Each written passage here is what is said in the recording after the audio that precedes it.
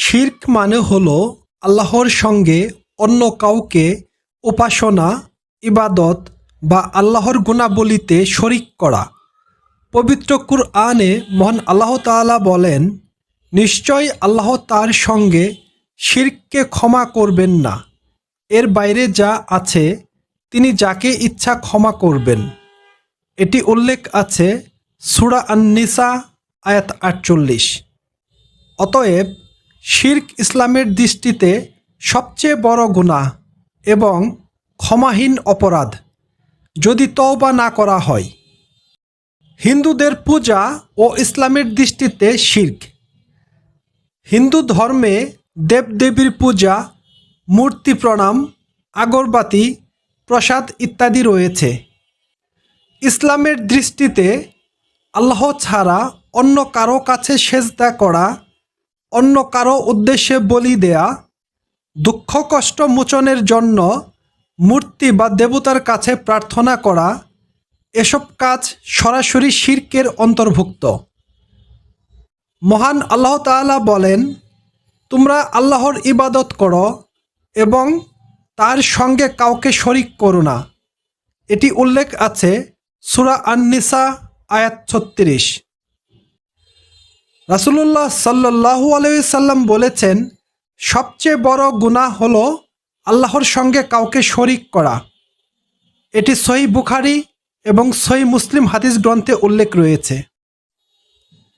আরেক হাদিসে আছে, যে ব্যক্তি মারা যাবে আর সে আল্লাহর সঙ্গে শিরক করেছে, আল্লাহ তার জন্য জান্নাত হারাম করবেন। এটি সহিহ বুখারী এবং সহিহ মুসলিম গ্রন্থে উল্লেখ রয়েছে। যারা পূজার অনুষ্ঠানে যাচ্ছেন বা যেতে চাচ্ছেন, তারা জেনে রাখুন, যে নবী সাল্লাল্লাহু আলাইহি ওয়াসাল্লাম সারা জীবন মূর্তি পূজার বিরুদ্ধে কথা বলেছেন, যে জন্য এত নির্যাতিত হয়েছেন, তার উম্মত হয়ে আমরা সেই পূজায় গিয়ে আনন্দ করতে পারি না। আজ থেকে ১৫শত বছর আগেই রাসূলুল্লাহ সাল্লাল্লাহু আলাইহি সাল্লাম সতর্ক করে গেছেন, এই বলে যে শীঘ্রই আমার উম্মতের কিছু লোক মূর্তি পূজা করবে এবং কিছু লোক মূর্তি পূজারীদের সাথে মিশে যাবে। এটি সহিহ মাজাহ এবং আস-সুনান গ্রন্থে উল্লেখ রয়েছে। উমর রাদিয়াল্লাহু আনহু সাবধান করে বলে গেছেন, তোমরা মুশরিকদের উৎসবের দিনগুলিতে তাদের উপাসনালয়ে প্রবেশ করো না, কারণ তাদের ওপর আল্লাহর গজব অবতীর্ণ হতে থাকে। এটি রাইহাকি এবং সুনানুল কুবরা গ্রন্থে উল্লেখ রয়েছে।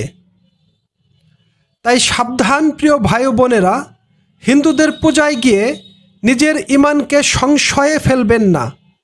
আল্লাহ তাআলার ক্রোধের শিকার হওয়া থেকে বাঁচুন। শিরকের গুনাহ আল্লাহ ক্ষমা করেন না। বিধর্মীদের অনুষ্ঠানে অংশগ্রহণ করার ব্যাপারে ইমামগণ বিভিন্ন ফতোয়া প্রদান করেছেন। হানাফি ফক্কি ইমাম আবু হাফস আল কাবির রহিমাহুল্লাহ বলেন, যদি কোনো ব্যক্তি ৫০ বছর আল্লাহর ইবাদত করে, অতঃপর সে যদি মুশরিকদের উৎসবের সময় সেই দিনকে সম্মান প্রদর্শনপূর্বক কোনো মুশরিককে কিছু উপহার দেয়, তবে সে কুফরি করেছে এবং নিজের সমস্ত আমল ধ্বংস করেছে।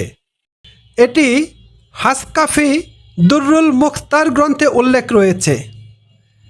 ইমাম আহমদ ইবনু হাম্বল রহিমাহুল্লাহ বলেন, যদি কোনো ব্যক্তির স্ত্রী খ্রিস্টান হয়, তবুও তাকে খ্রিস্টানদের উৎসবে অংশগ্রহণ করার অনুমতি দিও না, কারণ আল্লাহ তাআলা গুনাহের সাথে কোনো ধরনের সমঝোতা করতে নিষেধ করে দিয়েছেন।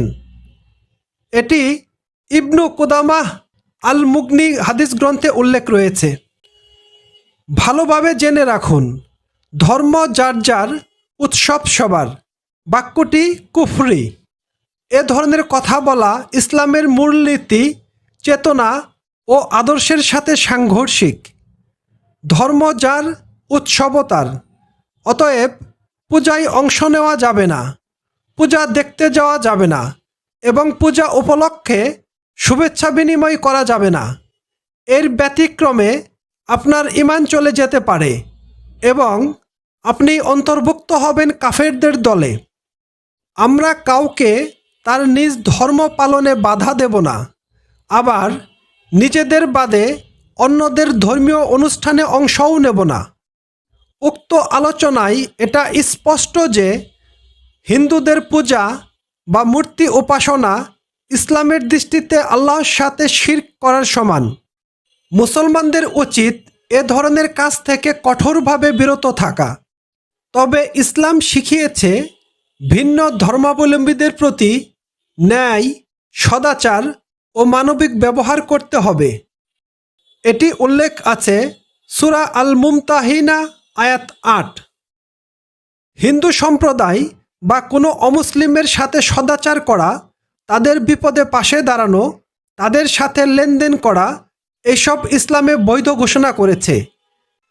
মহান আল্লাহ তাআলা আমাদের সবাইকে সঠিক বোঝার এবং সেই অনুযায়ী আমল করার তৌফিক দান করুন। আমিন।